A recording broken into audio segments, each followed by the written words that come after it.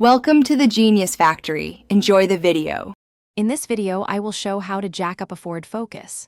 First, ensure your vehicle is parked on a flat, stable surface. This is crucial for safety.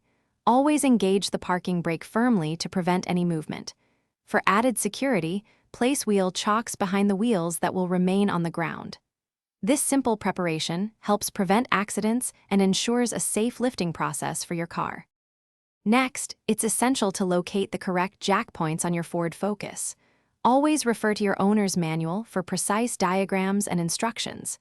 Generally, the front jack points are found on the pinch weld, just behind the front wheels. For the rear, look for similar pinch weld points, typically just in front of the rear wheels. Using the correct points prevents damage to your vehicle's undercarriage. With your jack points identified, position your floor jack directly underneath one of them. Make sure the jack's saddle or lifting pad is centered and making full contact with the vehicle's frame or pinch weld. Begin to slowly pump the jack handle, raising the vehicle smoothly.